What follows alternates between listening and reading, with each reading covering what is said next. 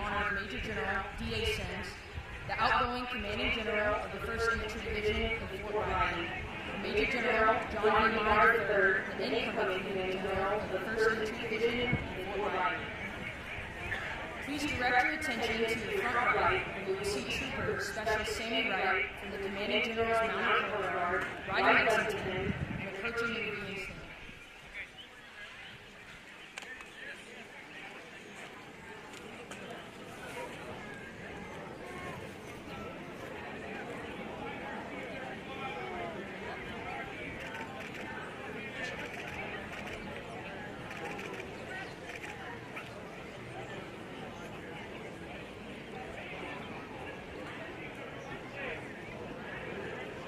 Sergeant Major Jackie Zerby is presenting a bouquet of red roses to Mrs. Fay Sims. The roses are in full bloom, which symbolizes our love and respect for her devotion and loyal support of the 1st Infantry Division soldiers and their families.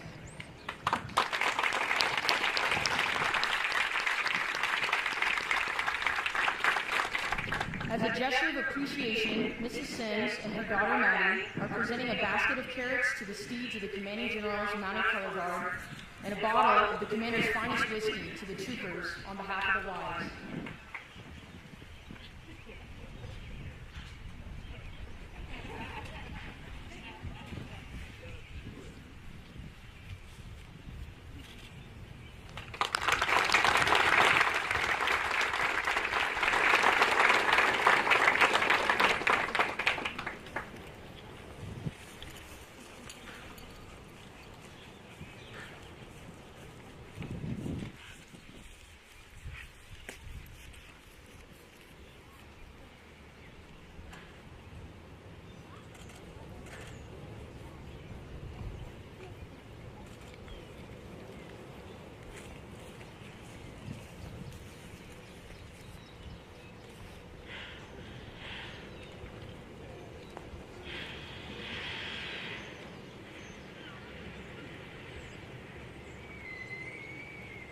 Major General Meyer is presenting his wife, Mrs. Kelly Meyer, a bouquet of yellow rosebuds.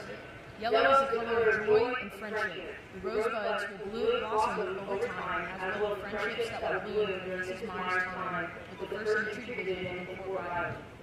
Major General Meyer is also presenting his daughter, Mackenzie, with a bouquet of flowers, and his son, William, with a 1ID model tank.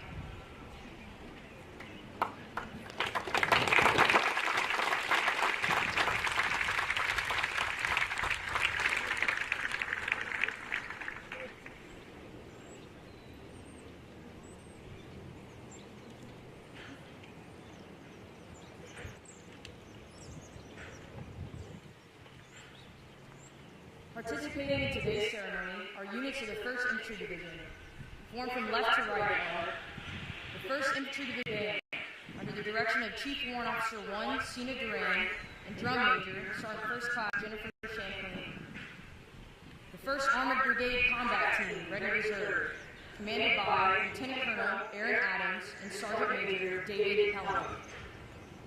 The 2nd Armored Brigade Combat Team, commanded by Colonel Brandon Smith and Command Sergeant Major Darwin Williams. The Division Color Guard, under the direction of Command Sergeant Major Christopher L. Molinax, Command Sergeant Major, 1st Infantry Division in Fort Riley. The 1st Combat Aviation Brigade, commanded by Colonel Jason Ariano, Command Sergeant Major Albert Serrano, and Chief Warrant Officer 5, Marcus Van. The 1st Infantry Division Artillery Ready Reserve, commanded by Major Larry Kay and 1st Sergeant Adam Roush. The 1st Infantry Division Division Sustainment Brigade, commanded by Colonel Ricardo Jones and Command Sergeant Major Clarence Ragey. The 1st Infantry Division Artillery Salute Battery and Period Cannon, led by Sergeant First Class Craig Haynes. The commander of troops for today's ceremony is Lieutenant Colonel John Vickery. In attendance for today's ceremony are Lieutenant General White, Command Sergeant Major Burgoyne, Major General D.A. Sims and family, Major General John Meyer III and family, Mrs. Kate Molinax, General Retired Carter Ham, Mayor Morse, Mayor Underhill, Lieutenant General Retired and Mrs. McFerrin, Lieutenant General Retired and Mrs. Dodson, Lieutenant General Retired and Mrs. Wiggins, Mr. and Mrs. Stuckey, Mr. and Mrs. Frank, Dr. Linton, Mr. Taylor, distinguished troops, and family and friends of the Big Red One watching in person and virtually. Please feel free to come forward and take photographs, except during the playing of the national anthem. Please stand for the invocation given by the Chaplain of the 1st Infantry Division, Chaplain Lieutenant Colonel James Keith. Let us all pause in our grateful word of prayer. Dear God, the Creator of all, we pause at this hour and ask for a special blessing over today's change of command ceremony. Through the years, you have blessed this division, the Big Red One, with leaders of strong character and the ability to lead in times of challenge with unshakable courage. Today, we say goodbye to one of those leaders, Major General Fay Sims. We thank you for not only his unwavering commitment to service, but more than that, we thank you for his commitment to build strong, healthy, resilient soldiers, families, and civilians. We pray for your continued blessings upon his life and the life of his family as they move on to their next assignment. Keep him under your protection. Strengthen his spirit for the challenges ahead. Continue to deepen his wisdom, encourage him, sustain him, and widen his influence. And now, as one season ends and the new season begins, under the leadership of Major General John B. Meyer III, give him the capacity to exercise his authority for the good of those he leads. Grant him the wisdom to make decisions that increase the effectiveness of the division and encourage the hearts of those he has been called to lead. For it is in your worthy and magnificent name we pray, and we all say together, Amen and Amen. Ladies and gentlemen, please be seated.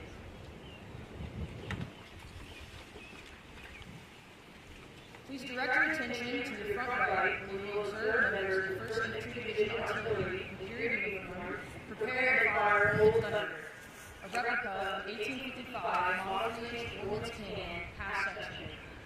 The period cannon pays tribute to our past history tied to Hamilton's own. Alexander Hamilton's legacy continues in the Army to this day, tracing its lineage to the Revolutionary War. The 1st Battalion, 5th Field Artillery Regiment, is the oldest serving unit in the regular Army. Firing of the cannon will signal the start of the ceremony.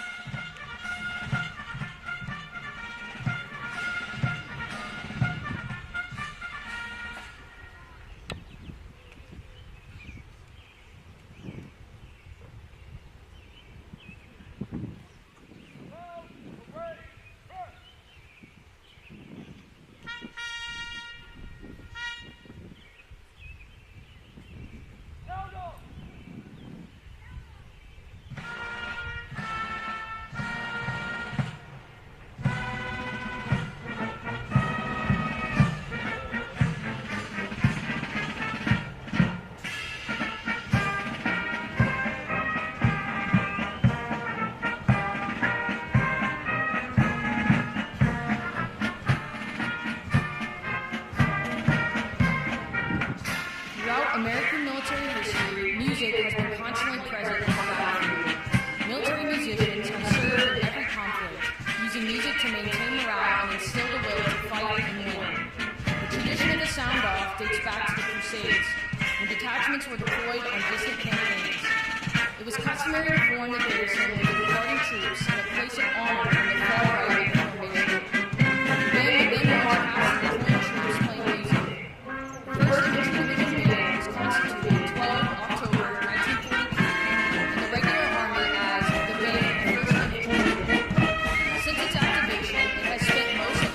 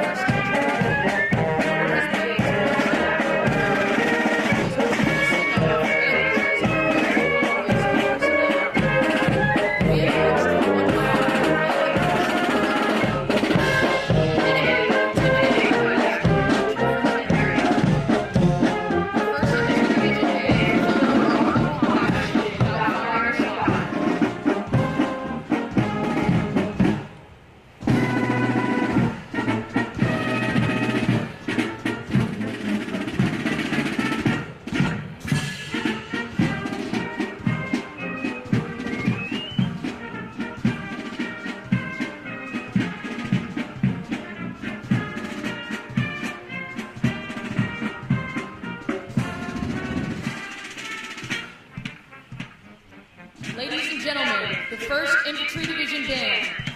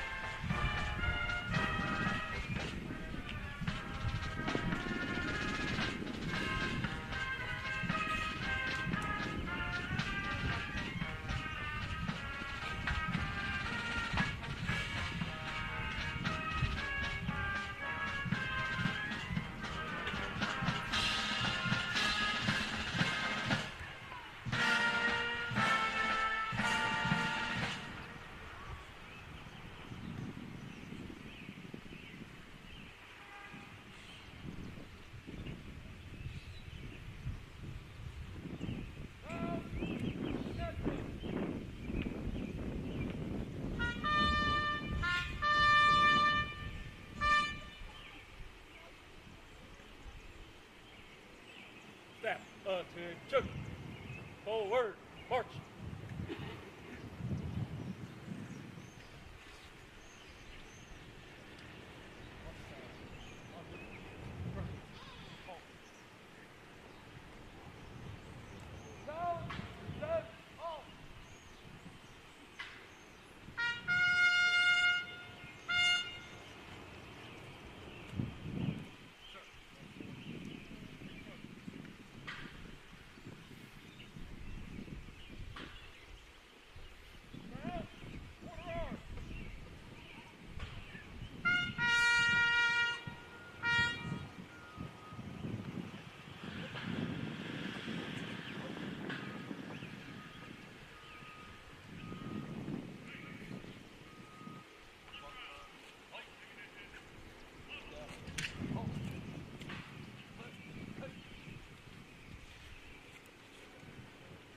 Ladies and gentlemen, please stand for the arrival of the official party.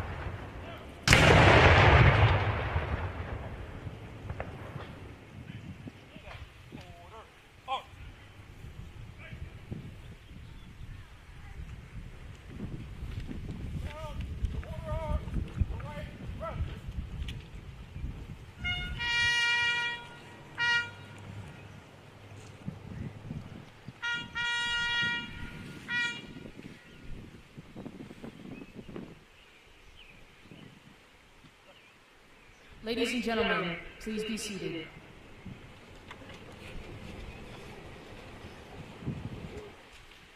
The official party will now take the field for the inspection of troops.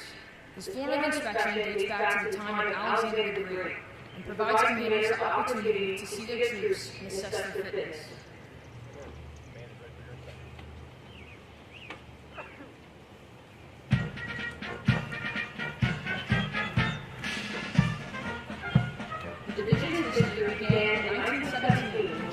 John Blackjack Mercury arrived in France with the first American expeditionary force.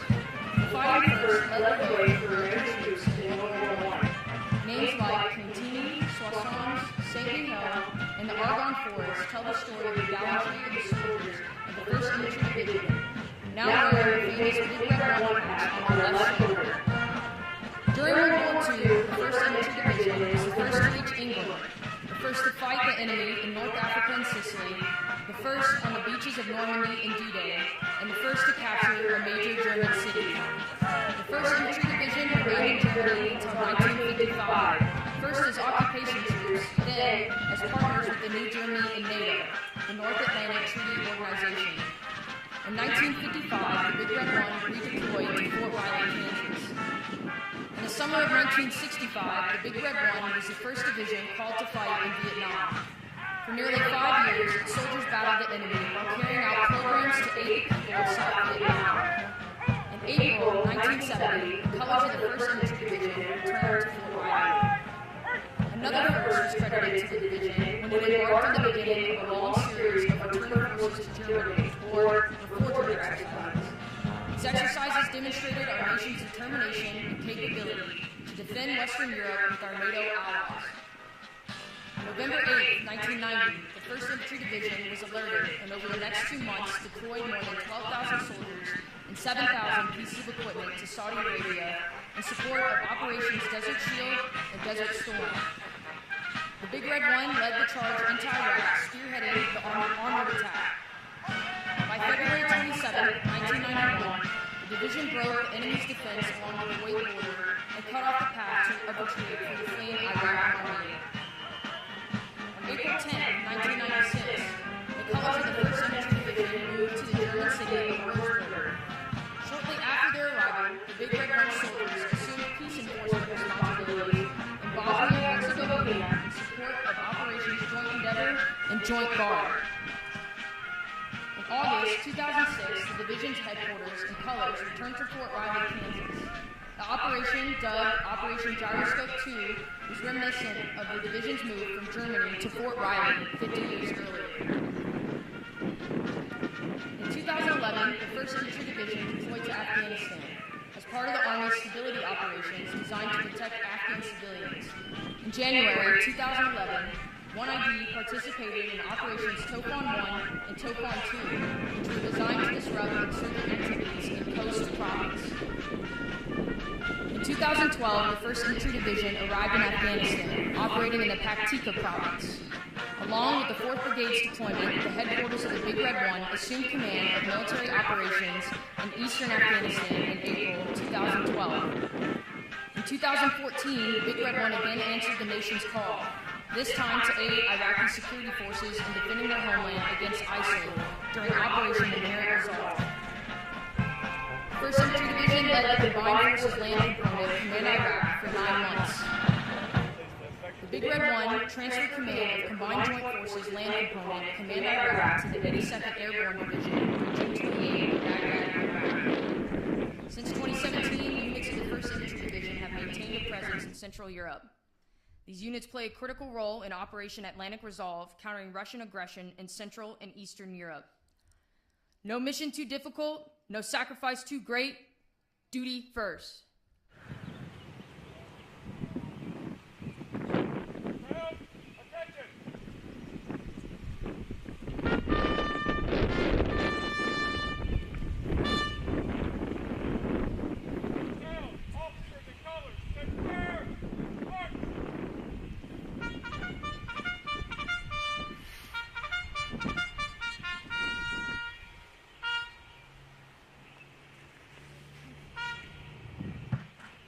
You are now seeing a movement known as Officers in Colors Center March. This activity stems from early Roman days when the leaders laid down their weapons and shields and came forward to the emperor. By doing so, the leaders signified to the emperor that the officers of their command were loyal to him. In early American cavalry tradition, it was used to give troops special instructions prior to going into battle.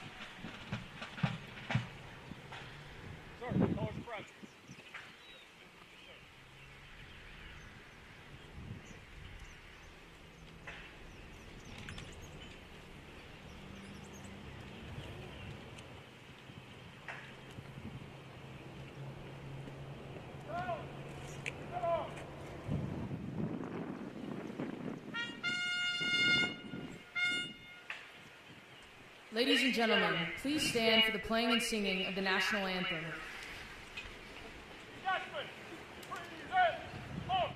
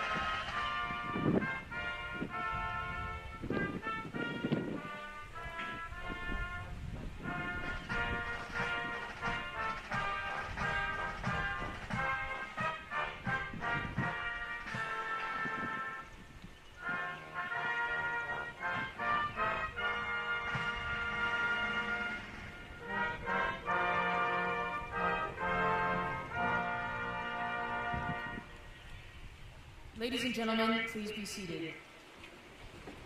Detachment, order, halt.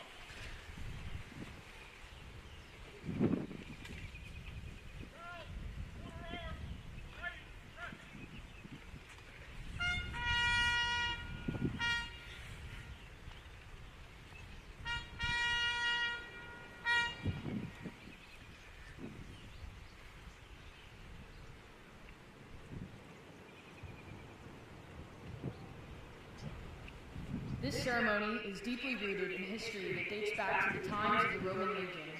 The flags reveal colors and designs unique to the organization. When soldiers followed their leaders into battle, they kept sight of the flag. If the banner still waved after a conflict, it was a sign that their side had won. Regiments were assigned a specific color or number for ease of identification and position on the battlefield. In battle, the color party marched at the front and center of its unit as a point for the unit to dress on. By leading the unit in battle, the colors became prime unit targets, as victories were expressed in terms of the number of enemy colors captured. Consequently, the color party bore the brunt of the battle and suffered heavy casualties. To this flag and its commander, military members dedicated their loyalty and trust. When a change of command took place, the current commander passed the flag to the incoming commander in the presence of the soldiers. All members could witness their new leader assume the responsibility and trust associated with the position of commander. He who possessed the flag also held the unit member's allegiance. This symbolic tradition has survived throughout military history. The passing of the colors to Major General Meyer demonstrates a symbolic transfer of command, responsibility to a new leader. In accordance with paragraph 2-5 Alpha, Army Regulation 600-20, the undersigned assumes command of the 1st Infantry Division, effective 1000 hours, 11 May 2022. Signed, Major General John V. Meyer, commanding.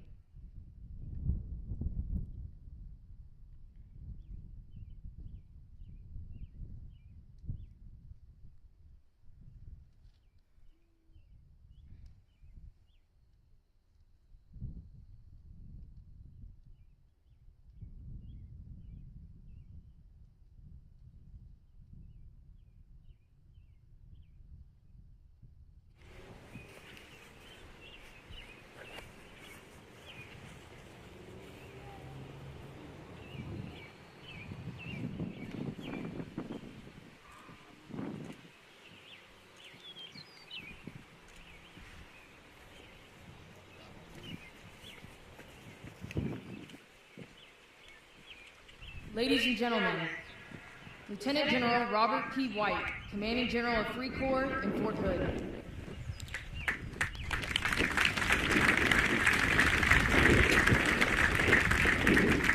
All right, well, good afternoon, good morning, whatever time zone you're in, wherever you traveled from to come out here and watch this fantastic ceremony that really gets after the culture and core of our Army. Remember your past, look to the future.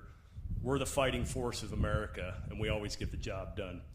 It's a great day here in Flint Hills, home of the Fighting First, and thank you all for finding time to come here on this momentous occasion. It's my honor to preside over this ceremony, not only to be able to honor an outstanding commander and a great Army family, but to recognize the incredible accomplishments of the entire 1st Infantry Division family. I also want to add my thanks to everyone involved for making this a first-class event. It's a beautiful setting. We were talking about it earlier. You just can't get better than this. Okay, Sergeant Major, I'll do push-ups later, but for the troops on the field, first and foremost, rest. Yeah, it fills me with pride every time I have an opportunity to stand in front of a formation like this and look across and see our teammates come from all walks of life, formed as a single unit. Your discipline, your professionalism are what our nation expects, and it's a tribute to your dedication to the proud lineage of our oldest division in the United States Army, the 1st Infantry Division. Bear with me while I talk about some things the Big Red One accomplished over the last couple of years under the guidance and leadership of Major General Sims. Been on the move. This division has absolutely been on the move, crossing paths back and forth, coming from Fort Riley, going to all of the COCOMs that we have, executing missions in support of our nation and allies, missions that were planned in support of combatant commanders, and missions that were not planned in support of combatant commanders. Deployments that included supporting the Department COVID-19 response and Operation Allies Welcome. The 1st Infantry Division, as you all know, stood ready to answer the call anytime, anywhere. And you did a great job. You accomplished everything we asked you to do with great success. I do want to mention, though, we tend to forget as we move away from face coverings and health protection levels, right, and 50 people or less in a room and no social events, that everything that happened over the last 2 years happened in an environment that constrained our ability to be a human collective. And that's never happened in our Army before. You'd have to think back to maybe 1918 with the great flu pandemic coming back from Europe. It's been that long since our soldiers and leaders have had to deal with that added extra stress and yet still get every single mission done. You all know that adds a new meaning to taking care of people. And DA Sims, what you accomplished while managing the health of your force and your families during a global pandemic is absolutely nothing less than outstanding. Something no other Danger 6, I'll say it again, no other Danger 6 has ever had to deal with. Well done. Multiple unit deployments across the globe, including Dagger Brigade to Miami and Dallas, administering 750,000 COVID shots. Look, I saw firsthand in Dallas the teammates that we had there, the sense of pride that these young men and women felt helping other Americans and those that are less fortunate. I actually had a staff sergeant tell me while I was there, hey, look, sir, I've been to Iraq, I've been to Afghanistan, I help people there, but there is nothing that holds a candle to what I'm doing here. It brings tears to my eyes. And of course, staying in the 5-star Omni Hotel in downtown Dallas didn't hurt either, but great job. The Sustainment Brigade, with defense support to civil authorities for COVID response and Operations Ally Welcome, both missions that were not anticipated. Devil Brigade, Demon Brigade, Drumfire, the division headquarters moving forward to support our efforts in EUCOM. If you've been tuned in recently to world events, you understand how absolutely critical this effort is in our nation's defense and the assurance of our allies and freedom across this globe, while we deter an adversary that has absolutely lost his mind. Of course, no one possessed that crystal ball to warn us about Russia's outright aggression, but it didn't really matter, did it? When the nation called, the Big Red One was ready and moved. And you did all this while continuing to take care of the soldiers and their families. No matter where the division was called or what mission you were tasked with, you always remembered that our people are and will remain our #1 priority. That without our people, generating lethality can't happen. A sharp fusion directive was stood up right here on Fort Riley, a total team effort that's resulted in a 40% reduction in sexual harassment and sexual assault across the force over the last 18 months. It's also generated trust, and it's built cohesive teams. In 2021, the 1st Infantry Division of Fort Riley held a year-long celebration to foster leader development and increase morale and cohesion, and you guys all know this is the Big Red One Year of Honor. It's an absolute resounding success. And of course, building on that success, 2022 has been named the Year of the Family. a program to build strength and resilience to our families, educate our families on resources that are available here on the installation and within the Army, and show them the care and appreciation that our families deserve. These efforts embody the meaning of people first, and people are our number one priority. And I want you to know that those programs just don't affect the soldiers and families here. Never to pass up a good idea. I grabbed onto some of what General Sims was doing, and I've spread it across the 3rd Corps.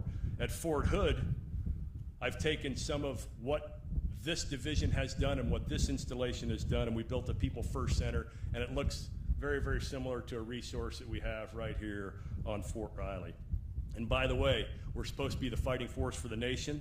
The 1st Infantry Division is also full of well-fit, well-trained, and disciplined soldiers that operate as part of a cohesive team that deliver lethality to our adversaries when called. Soldiers like Specialist Desiree Hintz of the 1st Infantry Division Headquarters and Headquarters Battalion Division Artillery, selected as the 2021 FORCECOM Adjutant General Corps Soldier of the Year. Soldier of the Year, that's awesome. And Sergeant First Class Morgan Smith, who was named the 2020 Army Career Council of the Year for the Reserve Component, a title that comes with the understanding that everything accomplished focused on helping soldiers and their families. These examples are a true testament for hard work and dedication and the greatness of the 1st Infantry Division. Teammates, you built a culture that values the contribution of those highly trained, fit, disciplined, and cohesive teams while demonstrating high performance. I'm super impressed. I know it's going to continue. Thank you for everything you do. And for the crowd, please, a large round of applause and a loud Texas and Kansas-like.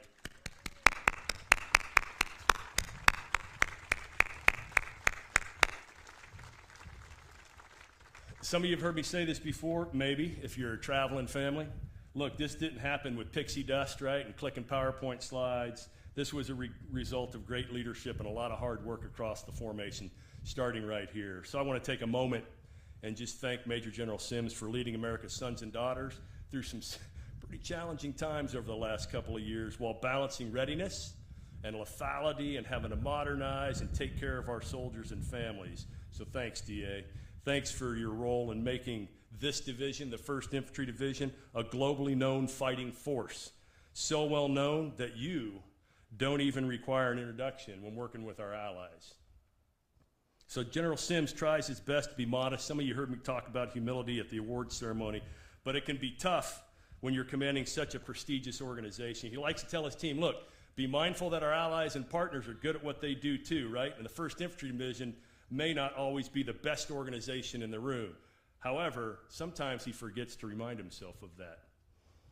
So while at a recent briefing in Europe with our international partners, General Sims stepped into the room wearing the big red 1 patches on his sleeves. He approached his assigned seat, and there was an Estonian brigadier general who commands their entire land forces in Estonia who was standing next to his seat. So of course, General Sims introduces himself to the brigadier and he says, hey, I'm D.A. Sims. I command the 1st Infantry Division. And the brigadier responded, "No." So they shook hands, and General Sims turned and sat down thinking to himself, damn right, you know, I command the 1st Infantry Division of the United States Army. Clearly that word is getting out. Of course he knows. About 5 minutes later, he decides to look around the room and he spots the Estonian general's nameplate, takes a peek at it on the table, and it's Brigadier General Eno Motes. You guys get it? I know, No, that fell flat. Sorry, DA. I know it was a lot better in the moment. I tried to recreate it. I just couldn't do it. Okay, all jokes aside, Danger 6, you and Command Sergeant Major Mullinex have done a fantastic job building the stellar historic reputation of this division. We know you didn't do it alone. We know there are several family members you mentioned already, and you'll mention again, that have traveled from all over the world to see this day and this moment. And I want to thank you all for coming from the Sims family. All of you that are lining the first 2 rows over there, this is so important to come and see something like this. In the audience, we've got aunts, uncles, cousins, some from Kansas City. I talked to them last night and gave them some counseling. I'm a Raiders fan, so it makes it hard for me to commiserate with them every now and then, but it's great to see the family here. Thank you all for the support you've given, not just by coming to see this, right, but throughout his entire career.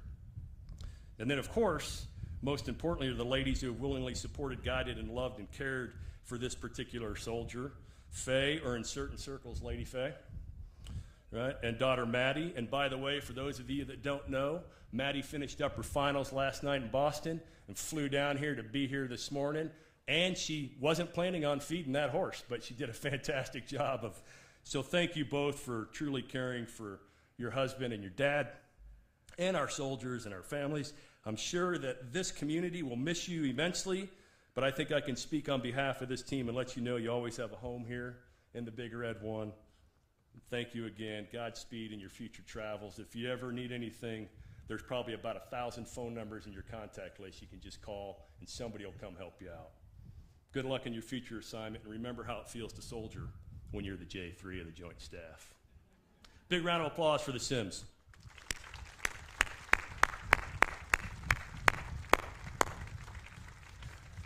And of course, the Army always gets it right when it selects division commanders.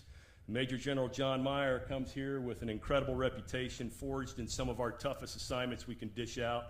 He's combat proven, of impeccable spirit, and I am really excited that he is joining this great team. I look forward to watching where the Big Red One continues to move. I'm sure they're going to exceed all expectations, but John, you're not going to do this by yourself. You know Kelly's going to be here too. She's going to support you, but I'd ask that in return you support her as well. It's super important that you're a partner. It goes both ways, but you know this because you're a nuanced and mature adult. I will tell you though, Kelly, that this assignment at this time in John's career and your life is going to be the most challenging you guys have taken on. But I'll also tell you that your time here will be the most gratifying you've experienced in your entire career, and potentially, as far as assignments goes, in your entire life. So thanks for continuing to support John. It is importantly really the soldiers and the family members, our civilians, and our communities that surround this great place. It's great to have Team Meyer on board. I appreciate y'all coming out here and bearing with my 20 minutes or so. I told DA if I go 20, he gets 2. If he goes 2, John gets 1, so we'll see how that all works out. I didn't really go 20, did I, DA? Were you timing this? Yeah, good. So you get as much time as you need, obviously. God bless our soldiers. God bless our families, our Department of the Army civilians, all of our communities, and most of all, those that are serving in harm's way today. I wish you all the best in life. Phantom lethal, Army strong.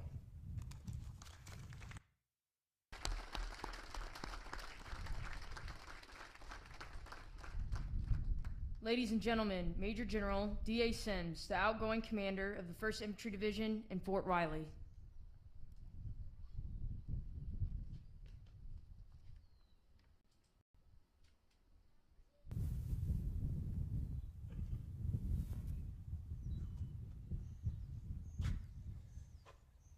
Sorry, Major, you're gonna be even more upset with me. I'm gonna ask the commanders and the colors to unseat and the commanders to rest as well.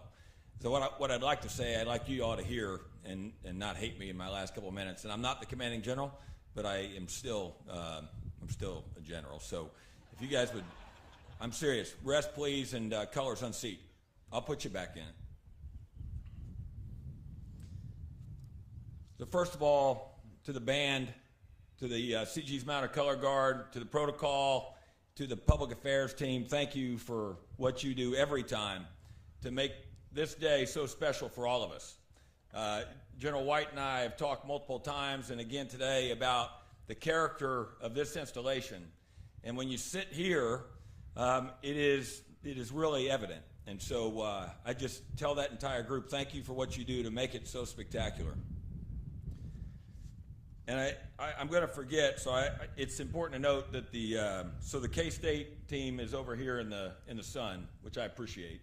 And the K-State, the future Big 12 tournament champion staff, baseball coaching staff is back there. Those were actually their seats. So for President Linton, they were supposed to be in the sun, sir. My apologies, but it didn't work out that way.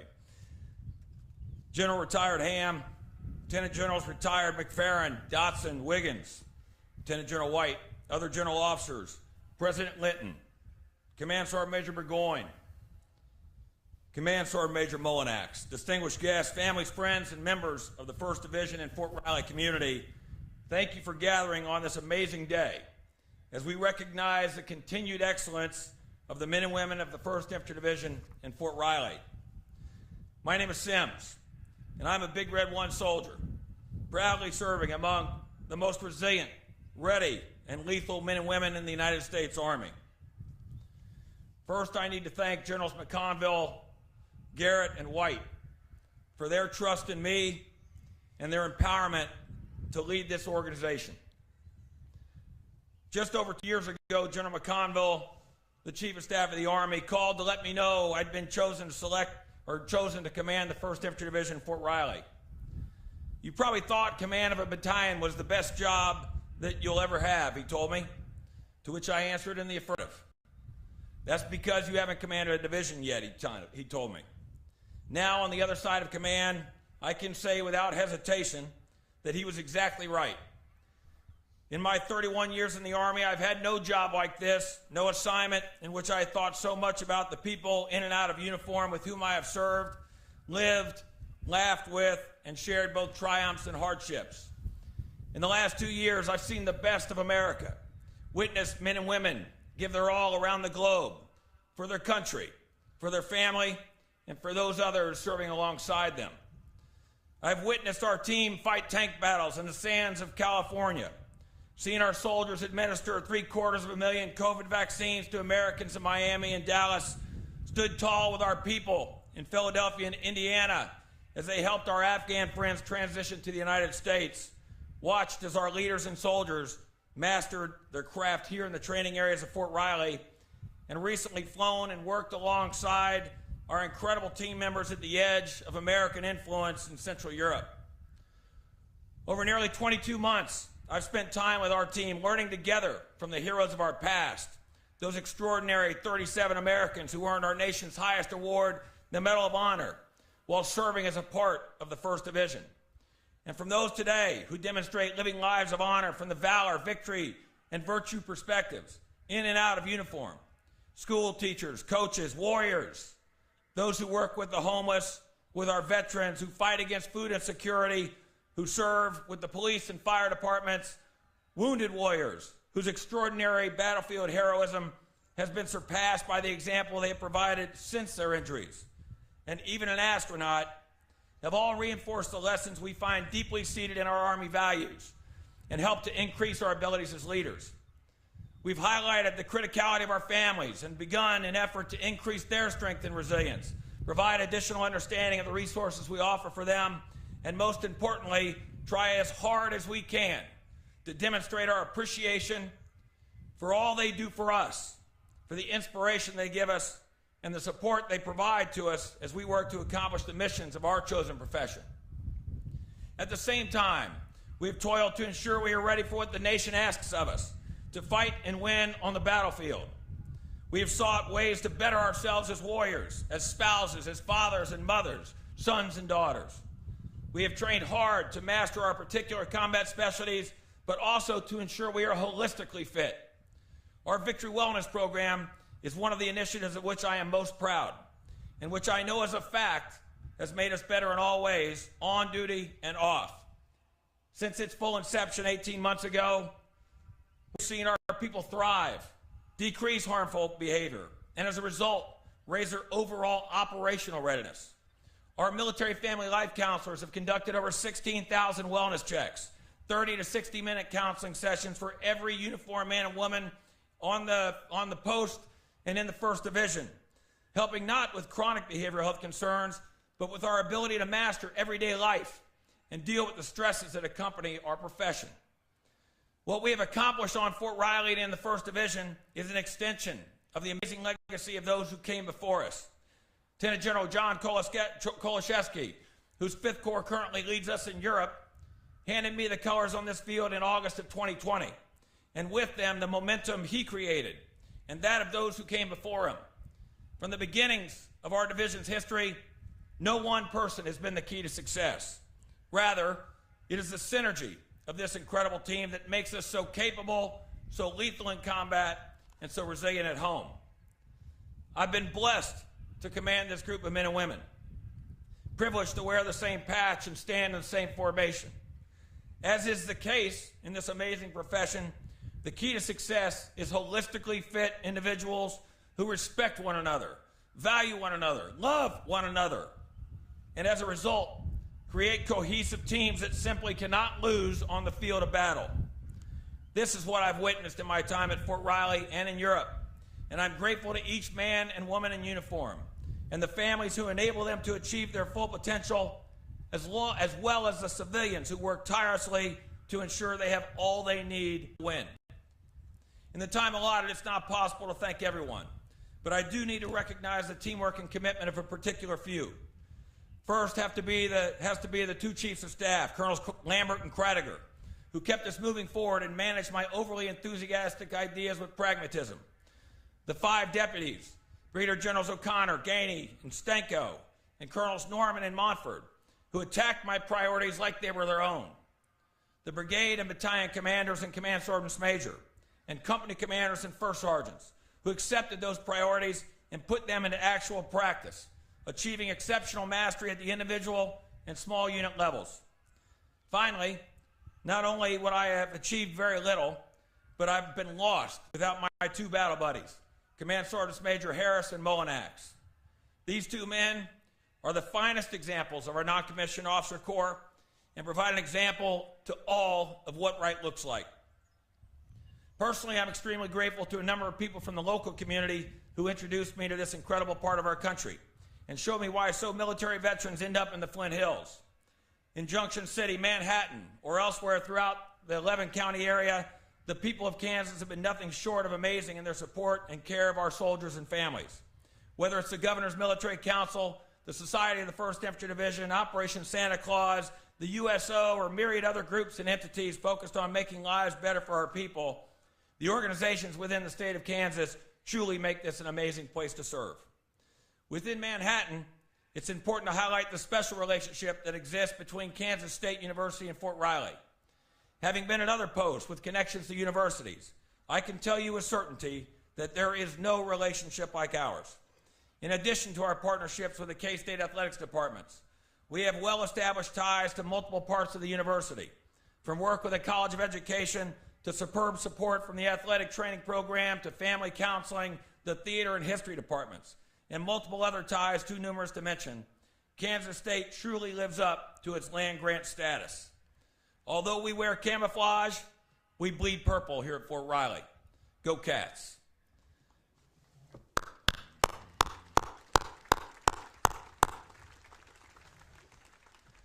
Closer to home, I mentioned in my speech 2 years ago that I'm a son of parents who were raised in 2 small farming communities just northeast of Kansas City. As a result, being at Fort Riley has been like being at home and has allowed many of my relatives to visit Fay and me over the last couple of years. I'm so very thankful for all they have done for us, and I'm humbled that by the fact that many of them are here. One of those visitors has been my brother, Dwight, who's been here a number of times, largely thanks to turkey and pheasant hunting. But he's here from Texas today with his family. And Fay and I are grateful not just for his presence, but for all he's done over 31 years of my time in uniform. Also here today is my father, who, as I mentioned, grew up a couple hours away in Missouri, and noted in my remarks in 2020 wouldn't have gone to college had he not gone to West Point, and that he loved the Army for all it gave him and his family. Today is another example of the way that the Army can change the trajectory of people's lives. I'm hugely grateful for his presence here with his wife, Karen, and for his choice to serve our country and the example it provided to me. Finally, but most importantly, my daughter, Madeline, and wife, Fay, have made this assignment and my entire career an absolute joy. Maddie was working through final exams at Boston College, but surprised us and the protocol team this morning. She's got one more final tomorrow morning, so we'll have a few hours with her before she flies back.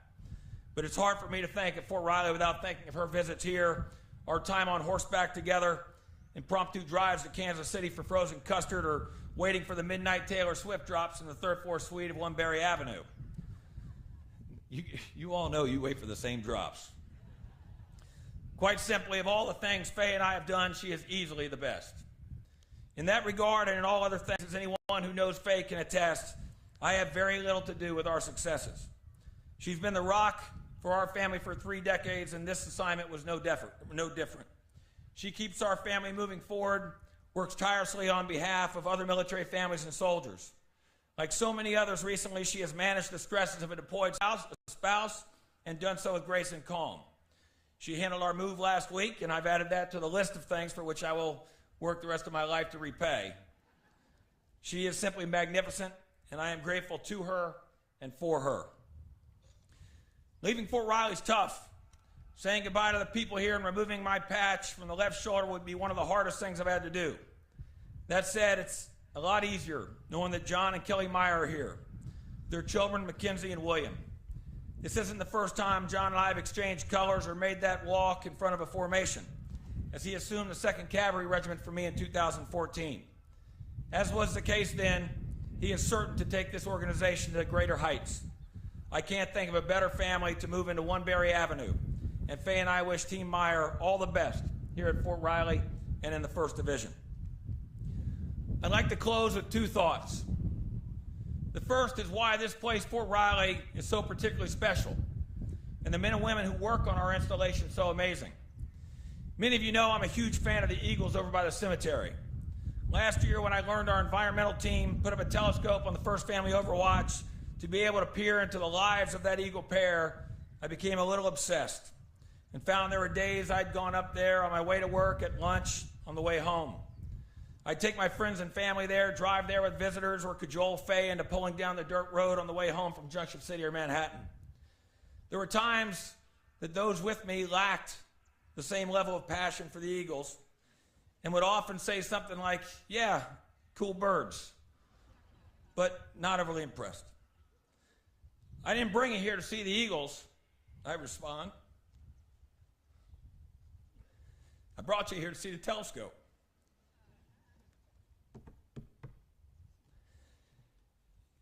You see, this is why Riley is so phenomenal.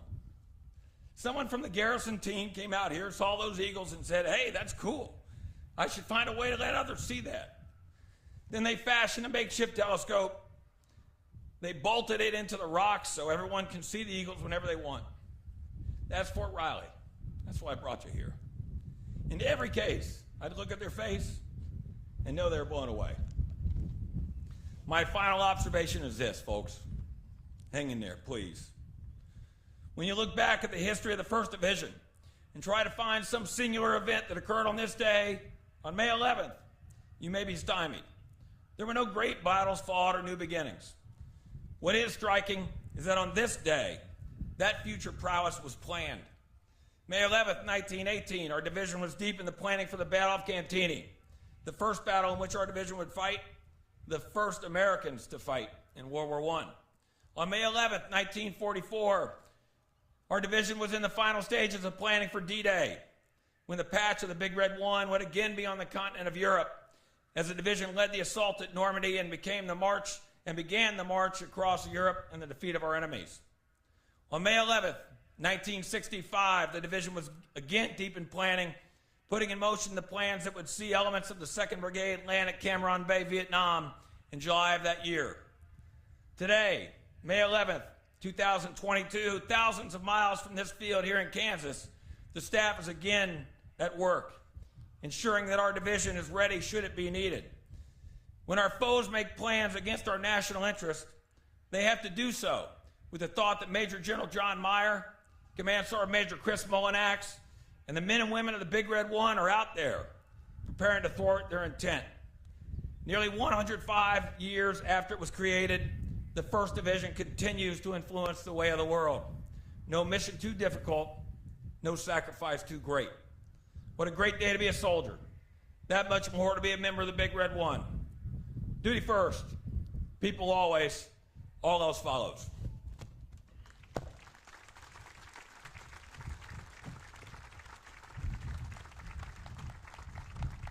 All right, commanders, attention.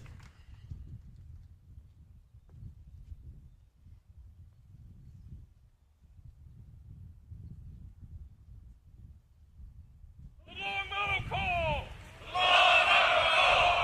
From hell to victory! We are combating murder! No mission too difficult! No sacrifice too great! Duty first! Victory!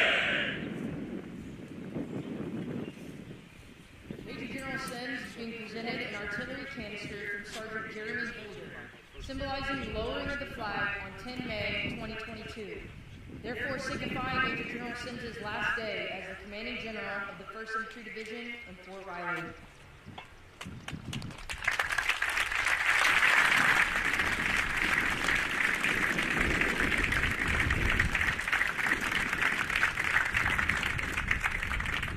Ladies and gentlemen, the Commander of the 1st Infantry Division in Fort Riley, Major General John B. Meyer.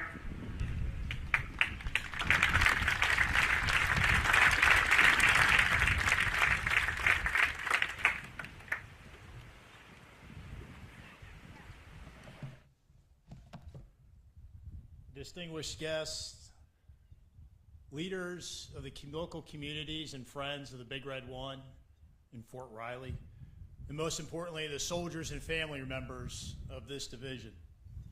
Thank you for attending this ceremony today. General Sims covered in General White all the distinguished visitors that are present here today, but there's a few that I would like to highlight. I would like to start with a Gold Star family, Mr. and Mrs. Randy Frank, who are sitting in the stands over there behind my family. Kevin, their son, served with me in Iraq in 2006, 2007. So you honor us with your presence here today. I'm glad we had the opportunity to talk this morning. Thank you for attending our ceremony, and thank you for the sacrifice of your family to our nation.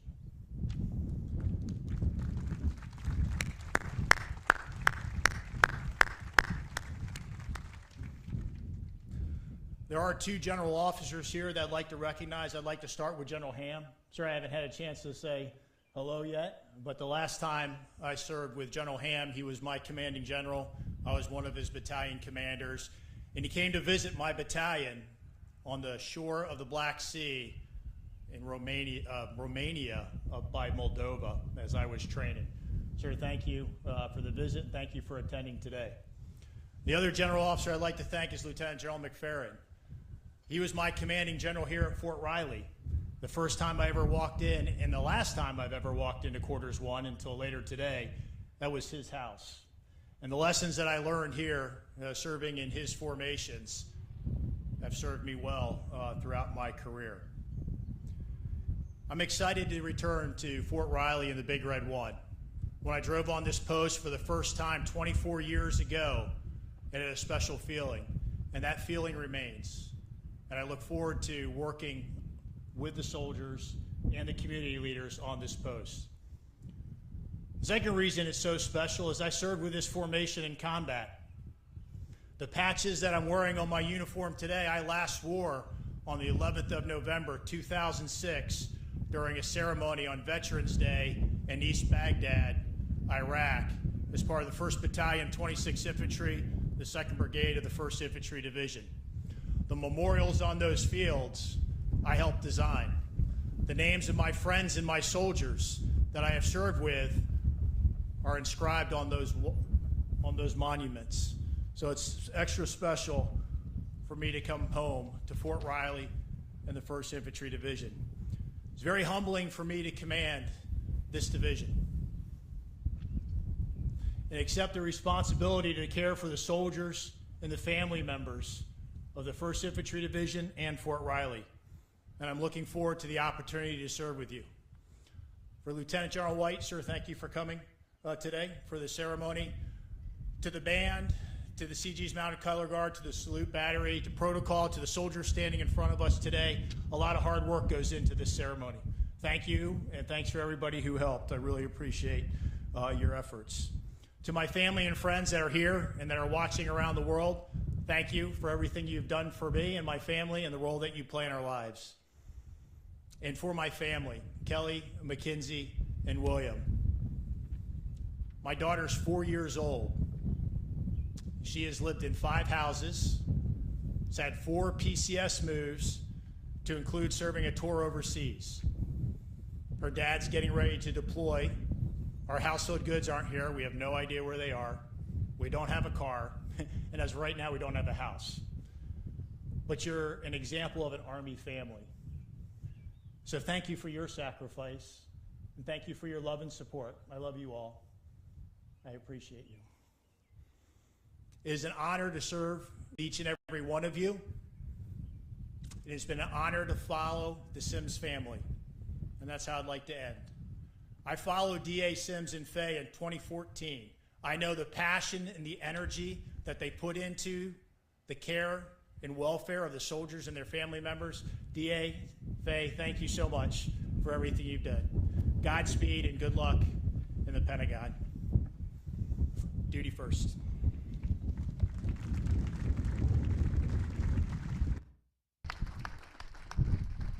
Major General Meyer is being presented an artillery canister from 2nd Lieutenant Gabriel Buckles, symbolizing the raising of the flag on 11 May 2022, therefore signifying Major General Meyer's first day as the Commanding General of the 1st Infantry Division in Fort Riley.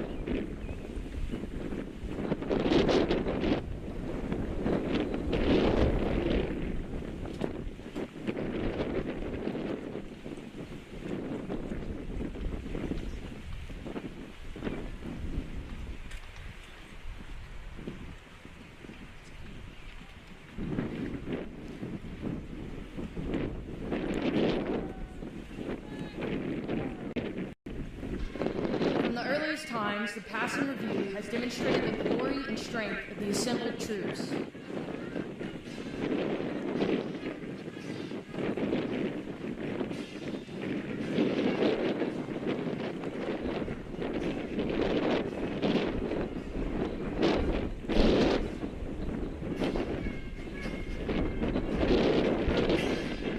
Passing before you now is the commander of troops and his staff led by Lieutenant Colonel John Vickery. The staff consists of the Adjutant, Lieutenant Colonel Patrick Bowe, the G2, Major Robert Castor, the G3, Major Patrick Howard, the G4, Lieutenant Colonel Angel Cardenas, the G6, Major Andrew Altman.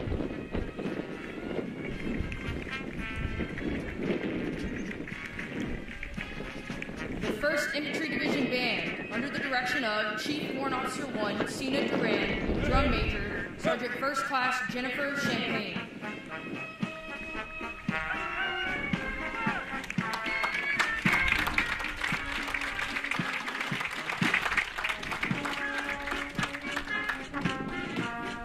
The 1st Armored Brigade Combat Team Ready Reserve, led by Lieutenant Colonel Aaron Adams and Sergeant Major David Pelham.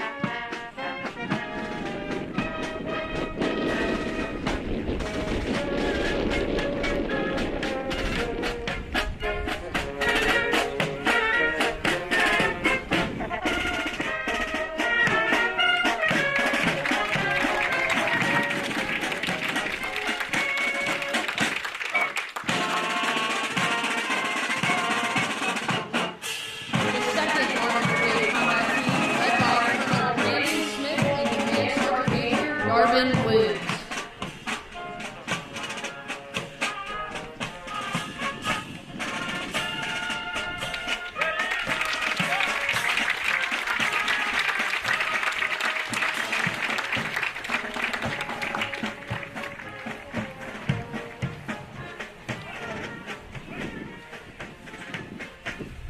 Ladies and gentlemen, please stand and render honors to our national colors. The Division Color Guard led by Command Sergeant Major Christopher L. Molinax.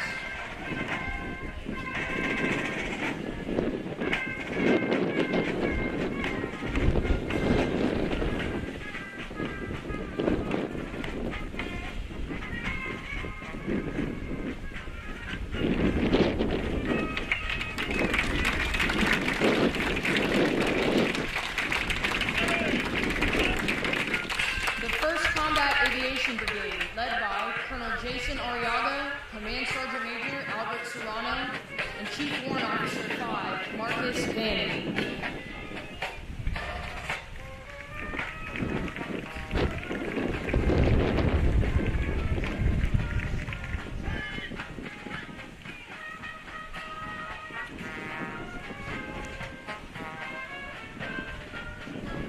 The 1st Infantry Division Artillery, commanded by Major Larry Kay and First Sergeant Rouse.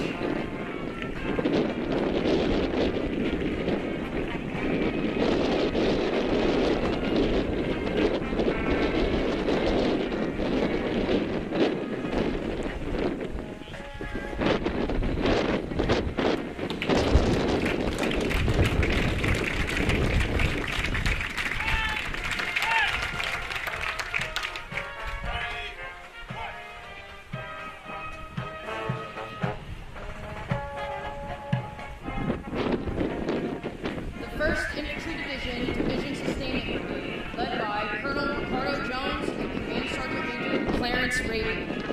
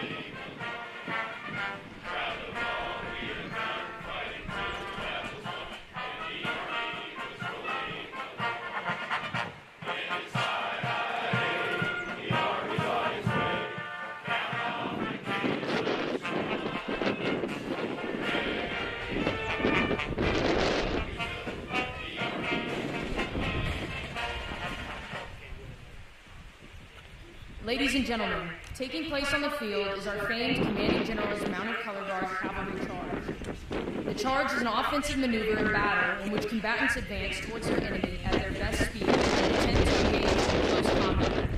The charge is the dominant shock attack and has been the key tactic and decisive moment of many battles throughout history. Now, in the finest tradition of the cavalry charge!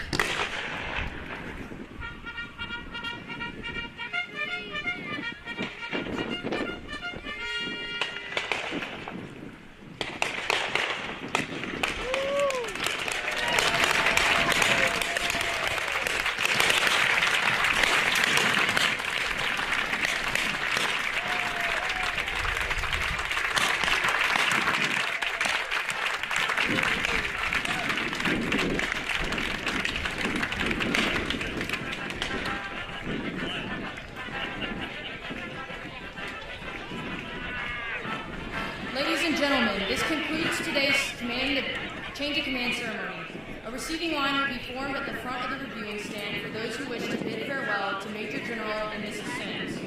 The ushers will assist you as you move forward. Please join Major General Meyer and family for a reception taking place at the Custer House. Thank you for your attendance.